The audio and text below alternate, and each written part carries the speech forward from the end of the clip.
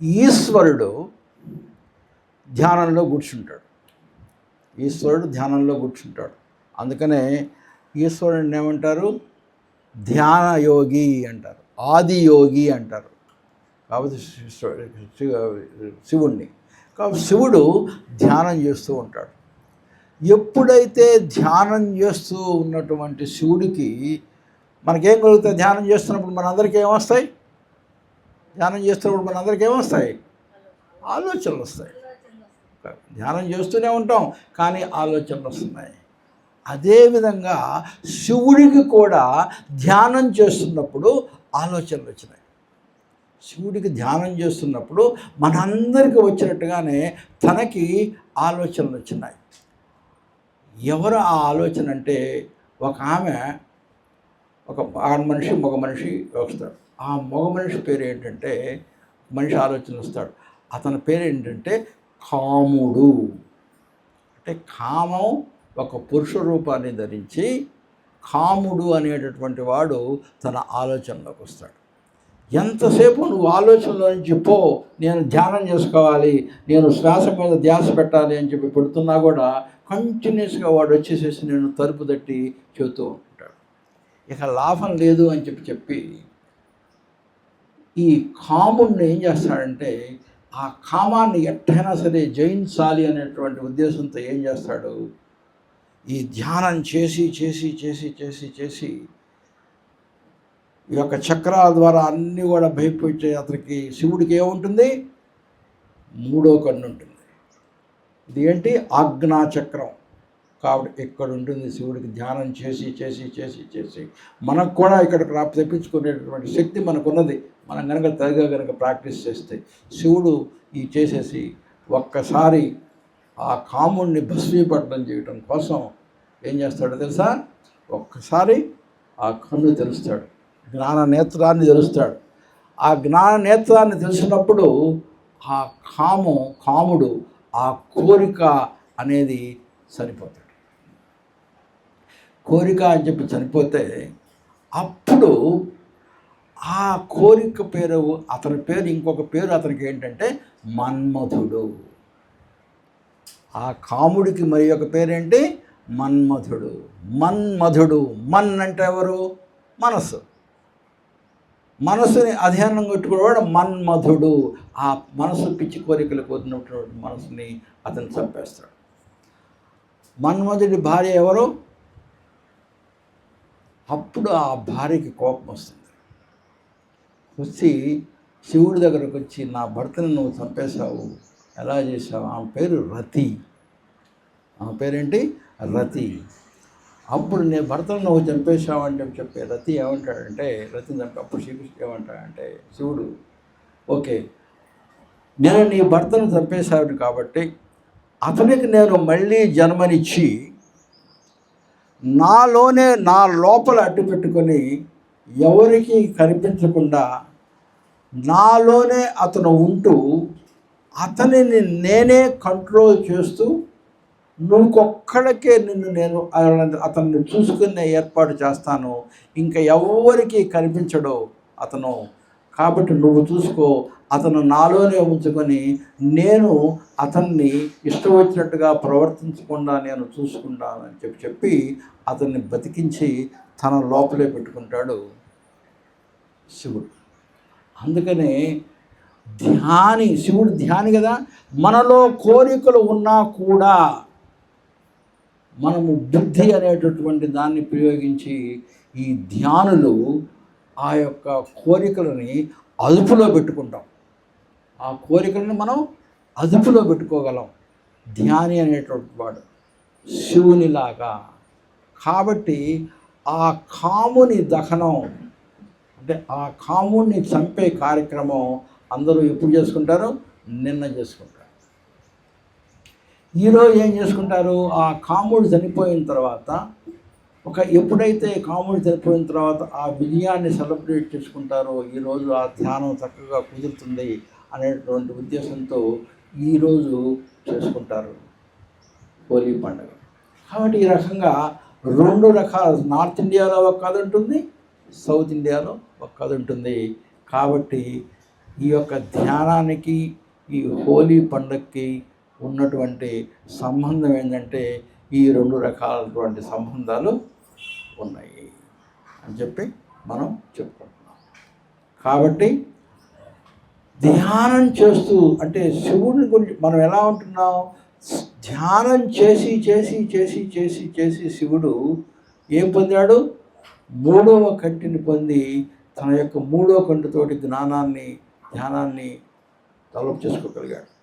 అదేవిధంగా మనం కూడా కంటిన్యూస్గా కనుక ధ్యానం చేస్తూ చేస్తూ చేస్తూ చేస్తూ చేస్తూ ఉంటే మనకు కూడా జ్ఞాన చక్షువులు అని చెప్పి జ్ఞాన నేత్రం అని చెప్పి మనకు కూడా ఉంటుంది. మనం కూడా ఆ యొక్క ధ్యానంలో కనుక ముందుకు కనుక వెళ్తే మనం కూడా ఆ జ్ఞాన నేత్రం దగ్గరికి మనం చేర్చుకోగలము అని చెప్పి మనం గట్టిగా చెప్పచ్చు. చాలామంది జ్ఞానులు ధ్యానులు ఆ రకంగా అక్కడికి చేరి ఉన్నారు అనేటువంటి విషయాన్ని మనం చాలా స్పష్టంగా చాలాసార్లు విని ఉన్నాం. అక్కడికి ఎట్లా చేరుకుంటారు అనేటువంటి విషయాన్ని గురించి మనం స్పష్టంగా సైన్స్ ప్రకారం ఈ శక్తి, ఈ యొక్క ధ్యాన శక్తి అనేది ఇక్కడికి ఎలా వస్తుంది అనేటువంటి విషయాన్ని మనం ఇప్పుడు చర్చించుకుందాం. ఈ చర్చించుకోబోయే ముందు ఒక 10 నిమిషాలు ధ్యానం చేసి మళ్ళీ చర్చలోకి వద్దాం. ఎందుకంటే కంటిన్యూస్గా మాట్లాడుతూ ఉంటే మీకైనా ఇదిగా ఉంటుంది, నాకైనా ఇదిగా ఉంటుంది. కాబట్టి 10 నిమిషాలు ధ్యానం చేసుకుందాం. అందరూ చక్కగా కళ్ళు మూసుకోండి, వేళ్ళల్లో వేళ్ళు పెట్టుకోండి, కాళ్ళు గిలకల దగ్గర క్రాస్ చేసుకోండి, నిటారుగా కూర్చోండి, మెడ నిలువుగా పెట్టండి, కళ్ళు మూసుకోండి.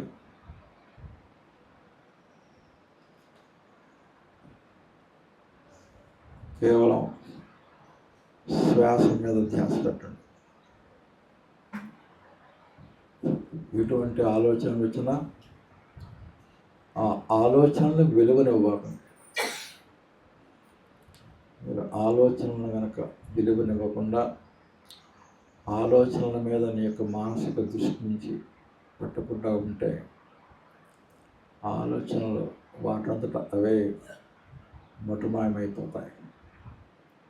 మీరు మాత్రం శ్వాస మీద ధ్యాస పెట్టండి. శ్వాస మీద ధ్యాస. ఎప్పుడైతే మీరు శ్వాస మీద ధ్యాస పెట్టారో మీకు ఆలోచనలు రావు. మీకు ఆలోచనలు వస్తున్నాయి అంటే దాని అర్థం మీకు శ్వాస మీద ధ్యాస ఉన్నప్పుడు. కాబట్టి ఆలోచనలు వచ్చినప్పుడల్లా శ్వాస మీదకి మీ దృష్టి మరల్చండి. ధ్యానం చాలా చక్కగా కుదురుతుంది.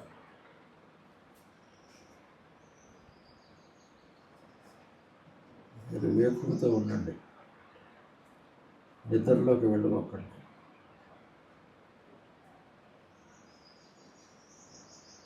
శ్వాస మీద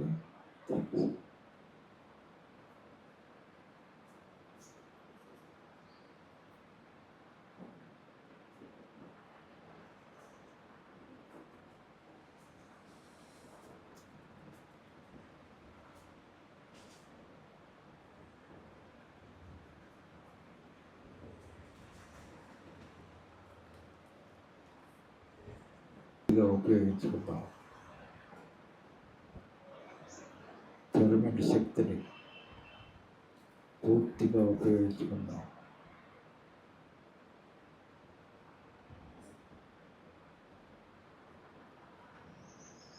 ఆ పౌర్ణమి శక్తిని, ఆ పిరమిడ్ శక్తి యొక్క ప్రభావాలను ఉపయోగించుకుంటూ చక్కగా ధ్యానం చేసుకుందాం. ఆ ధ్యాన శక్తి మళ్ళా మిడీకృతమై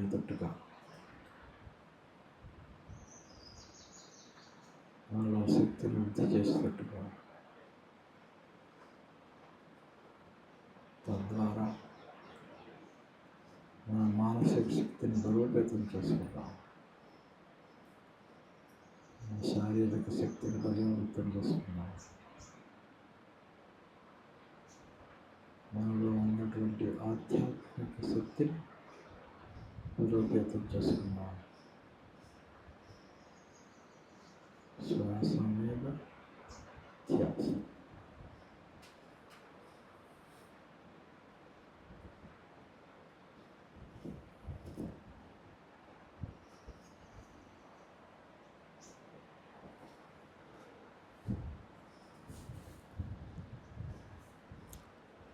ఐదు నిమిషాలు అయిపోయినాయి.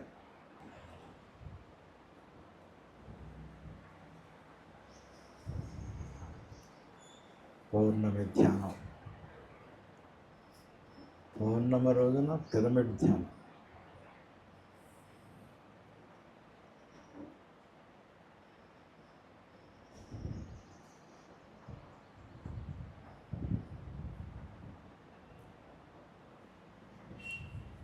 పౌర్ణమి రోజున పిరమిడ్లో ప్రకృతి మధ్యలో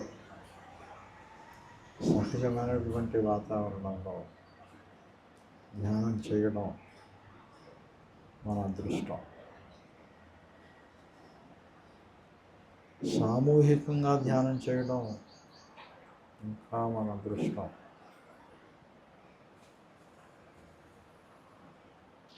సామూహిక ధ్యానంలో శక్తి, ఆ ధ్యాన శక్తి యొక్క ప్రభావం ఇంకా ఎక్కువగా ఉంటుంది. ఆ శక్తిని మొత్తాన్ని ఆస్వాదిద్దాం. తద్వారా మన ఆధ్యాత్మిక శక్తిని పెంచుకుందాం.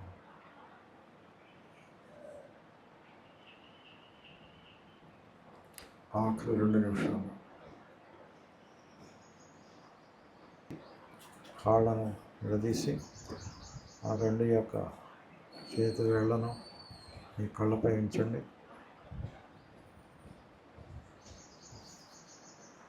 5, 4, 3, 2, 1, 0. ఇప్పుడు మీ చేతి వేళ్ళను కంటి వైపు నుంచి పైకి తీసి బయటకు తీసి ఆ 2 చేతులు అరచేతులు చూసుకుంటూ చిరునవ్వుతో కళ్ళు తెరవండి.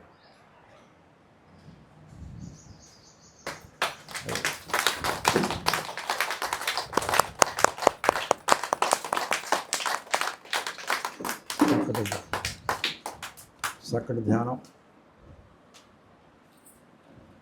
ఇప్పుడు